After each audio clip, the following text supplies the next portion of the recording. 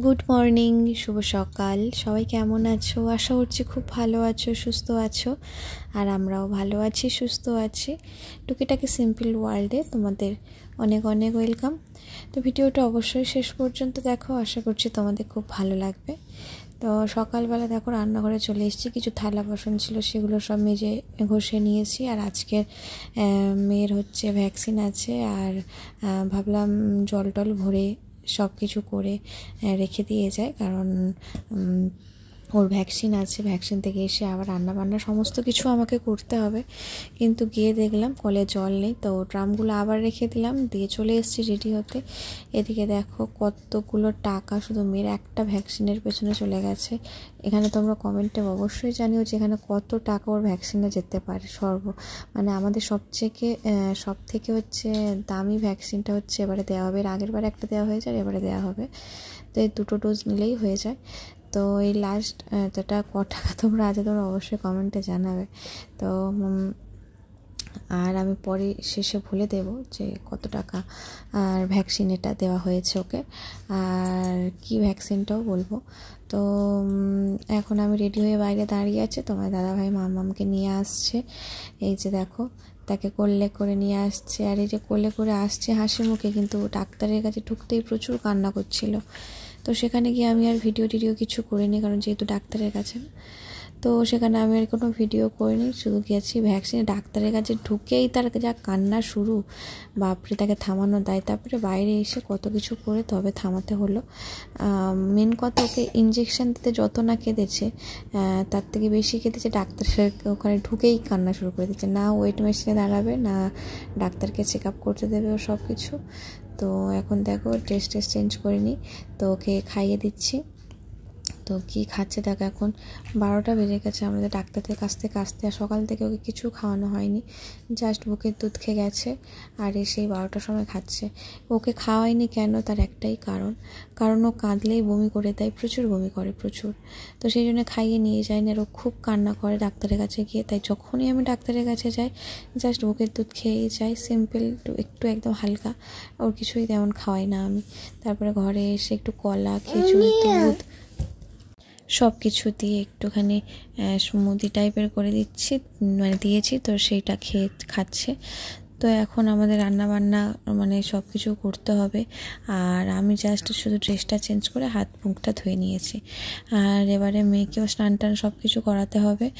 তো সকালে তো যে বললাম জল ভরো বলে গেছিলাম, কিন্তু জল ভরা হলো না। তো এবারে জল ভরতে হবে। তো আমরা এই যে মেয়েকে ভ্যাকসিন দিই, অনেকে ভাবে বড়লোকই চাল দেখাচ্ছে, মেয়েকে এই দিচ্ছে ভ্যাকসিন, ওই ভ্যাকসিন দিচ্ছে। আমাদের ছেলেমেয়েরা আর মানুষ হচ্ছে না। সরকার থেকে ইঞ্জেকশন দিলে হয়ে যায়, আবার ভ্যাকসিন টাকা দিয়ে এটা ওটা সেটা অনেকে অনেক কিছুই বলে, কিন্তু আমরা এক কান থেকে ঢোকা আর এক কান দিয়ে বের করি। আমাদের যা হয়ে গেছে, যেখানে আমরা আমাদের বাচ্চার ব্যাপার, সেখানে আমরা কোনো দিক থেকে রিস্ক নিতে চাই না। যেখানে আমরা দিতে পারবো, কষ্ট করে হলেও দিতে পারবো, তো সেই জন্য আমরা মানে দিয়ে নিচ্ছি ভ্যাকসিনটা। তো কোনো অসুবিধা যাতে পরবর্তীকালে না হয় তাই, কারণ এখন প্রচুর রোগ, প্রচুর ভাইরাস, প্রচুর সব কিছু হচ্ছে, অসুখ বিসুখ। তো আমরা চাই না যে সেই সবের মধ্যে আমার মেয়েও কোনো দিন মানে সাফার করুক। তাই আমাদের যতটা সাধ্য আমরা মেয়েকে ভ্যাকসিন দিয়ে রাখছি। আর এখানে অনেক এমন স্কুল থাকে, হয়তো এখন আমরা দেখা যাক আমরা কেমন কি স্কুলে দেব সেটা তো জানি না। এখন অনেক রকমের স্কুল থাকে, সেখানে ভ্যাকসিনের কার্ড ফার্ড দেখতে চায়, ভ্যাকসিন না থাকলে তারা ভর্তি করায় না। জানি না কখনো ভালো স্কুলে দিতে পারবো কি না। তো দেখা যাক, যতটা সম্ভব আমরা ভালো জায়গায় দেওয়ার চেষ্টা করব। তো আমার পিসির মেয়ে লেগে, তাই ভাবলাম কষ্ট করে হলেও ভ্যাকসিনগুলো দিয়ে দিই। তো অনেক সমস্যার সম্মুখীন হতে হয় এই ভ্যাকসিন দিতে, কারণ প্রচুর টাকা প্রত্যেক মাসে আমাদের বেরিয়ে যায়। একে তো এখানে থাকা, ঘর ভাড়া, ইলেকট্রিক বিল, খাওয়া দাওয়া, এই অল্প সামান্য মাইনের মধ্যে, তার মধ্যে ভ্যাকসিনের এক গাদা টাকা। তো কিন্তু আমরা তাও পিছিয়ে থাকি না, তাও মেয়েকে আমরা যতটা সম্ভব ভ্যাকসিন দিয়ে ওর সমস্ত কিছু থেকে দূরে রাখার চেষ্টা করছি। তো আমার মনে হয় এগুলো বড়লোকি চাল না ভেবে বাচ্চার জীবনটাকে একটু সুস্থভাবে আর একটু এগিয়ে নিয়ে যাওয়ার একটা পরিকল্পনা আমাদের, যাতে পরবর্তীকালে কোনো কিছু সমস্যার মধ্যে আমাদের না পড়তে হয়, আমাদের বাচ্চারা সুস্থ থাকে। তো সেই চেষ্টাই করা। তো জানি না ভগবান কার ভাগ্যে কী রেখেছে, কিন্তু তাও তো সাবধানের মার নেই বলে না। তো তাও তো যাই হোক, আমার মনে হয় যাদের মানে সামর্থ্য আছে তারা কিন্তু ভ্যাকসিনগুলো দিয়ে নিও, কারণ সরকারিভাবে যেসব ভ্যাকসিন দেয় আমরা সেগুলোও নিই আর প্রাইভেটেও দিই। আর এমন নয় যে আমরা সব ভ্যাকসিন প্রাইভেটে নিই, আমরা সরকার থেকে যখন যেটা দেয়নি এছাড়া যেগুলো আমাদের দেয় না সেগুলো আমরা নিই। তো অনেক ভ্যাকসিনই সরকার থেকে দেয় না, ফ্লুয়ের ভ্যাকসিন দেয় না, জল বসন্তের দেয় না, তারপরে আর একটা ব্রেনের উপরের একটা ভ্যাকসিন সেটা দেয় না। যেমন আমরা যেটা দেখি মিনিঙ্গোকোকাল নাকি একটা বলে একটা ভ্যাকসিন, জানি না, যেটা এবারে দেওয়া হলো ওটা হচ্ছে দিলাম। ওটা হচ্ছে একটা ভ্যাকসিন প্রায় 6,000 টাকার মতো দাম। তো সেই ভ্যাকসিনগুলোই দেওয়া। তো এখন দেখো ঘরে সকালবেলায় হচ্ছে এই কাণ্ডটা করেছে, তোমাদের দেখানো হয়নি কি কাণ্ড। আমাদের একটা ইঁদুর, একটা দুটো তিনটে যায় না কটা ইঁদুর, সেই এসে পুরো আমাদের এখানে জুতোর র্যাক থেকে জুতোগুলো সমস্ত কিছু ফেলে ওলটপালট করে দেয়। মাম্মামের জুতোর বাবার জুতো দেখো সব ফেলে দিয়েছে। এবারে আমরা তো যখন ভ্যাকসিন নিতে যাচ্ছিলাম ওগুলো তো গুছিয়ে রাখা সম্ভব হয়নি, তো ভাবলাম এসে গুছাবো। তাই দেখো এসে গুছিয়ে দিচ্ছি। আর মেয়ের জুতোগুলো ভাবছি একটা ব্যাগে করে রেখে দেবো সমস্ত জুতো, কারণ চারিদিকে ছোট ছোট জুতো তো ছড়িয়ে ছিটিয়ে আছে। তো ভাবলাম সমস্ত জুতোগুলো একটা জায়গায় একটা ব্যাগে রেখে দেবো। আর কী অবস্থা করে দিয়েছে দেখো, মানে এই ইঁদুরের উপদ্রব এত বেড়েছে যেন আমি জানি না কেন। আগে কিন্তু এই জিনিসটা হতো না, কদিন ধরে দেখছি এই যে জুতো যেখানে রাখা আছে এতগুলো জুতোর পরিমাণ বেড়ে গেছে আমাদের, কি বলবো। এখানে ইঁদুরগুলো আসছে, এসে পটি করে একাকার করে দিয়ে চলে যাচ্ছে, সেগুলো আমাদেরকে পরিষ্কার করতে হচ্ছে। আর বড় বড় ইঁদুর পুরো এক হাত। আর এখন দেখো হঠাৎ করে মেয়ের বাইরে যেতে ইচ্ছে হয়েছে, তো আমি ভাবলাম যাই ওকে একটু বাইরে থেকে ঘুরিয়ে আনি। তো এইদিকে দেখো রান্না টান্না করা কিচ্ছু হয়নি, এখন ওর বাইরে যাওয়ার ইচ্ছে হয়েছে। তো ভাবলাম যাই বলে জল টল ভরে সমস্ত কিছু গুছিয়ে ওকে একটু বাইরে নিয়ে এসেছি। আর এসেই দেখো ছোটাছুটি করতে শুরু করে দিয়েছে। তো দেখো কী করে না করে, তারপরে ঘরে যাব, গিয়ে রান্না বান্না সমস্ত কিছু কমপ্লিট করে আজকে ব্লগটা শেষ করব। তো আপাতত দেখো কী করে। গুড গার্ল, নোংরাতে আবার হাত দেয়।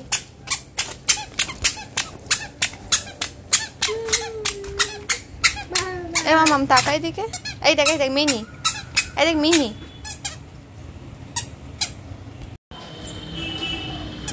যাস না, যাবে না, কামড়ে দেবে বাবা। ওদিকে চল। বাপরে কি মেঘ করেছে মাম, একটুখানি ঘুরে নে, ঝপাত করে ঘুরে নে। মেঘ করেছে মেনি। মাম কামড়ে, ওই বলছি ওদিকে যাস না, না ওদিকে যাস না, ওদিকে চল ওদিকে। হ্যাঁ ওদিকে চলো, আস্তে চলো। ওদিকে যাবে না মাম্মাম, না ওদিকে বউ থাক, চলে এসো। ও বউ দেখেছে বেনি।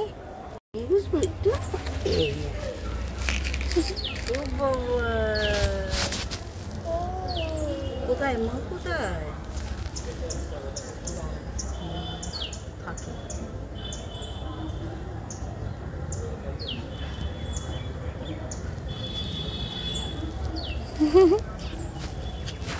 বুঝেছো?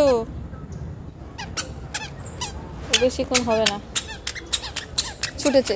আস্তে যাও, লাফিয়ে মানুষ যায়, পড়ে যাবে তো মাম্মাম।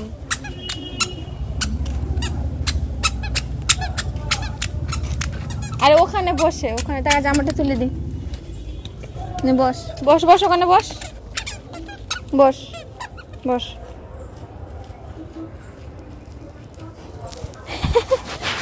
তো এখন আমি ঘরে চলে এসেছি, রান্না বান্না সমস্ত কিছু হয়ে গেছে। আর খেতে বসে দেখো কান্নাকান্নি পড়ে গেছে। খেতে বসে মানুষ এরকম কান্নাকাটি কী করে করে? কারণ আমি খেতে বসে একদম ঠোঁটের মধ্যে দাঁত কেনভাবে লেগে গেছে কীভাবে যে বুঝতে পারলাম না। তো গিয়ে আমার দেখো ঠোঁটটা কেটে পুরো রক্তারক্তি কাণ্ড। তো খাবো কি এখন, ঠোঁটের অবস্থা দেখো কেটে একদম একাকার হয়ে গেছে। তো আজকে রান্না করেছি লোটে মাছের তরকারি আর ভাত, আর টাইমই পাইনি এত তাড়াহুড়োর মধ্যে।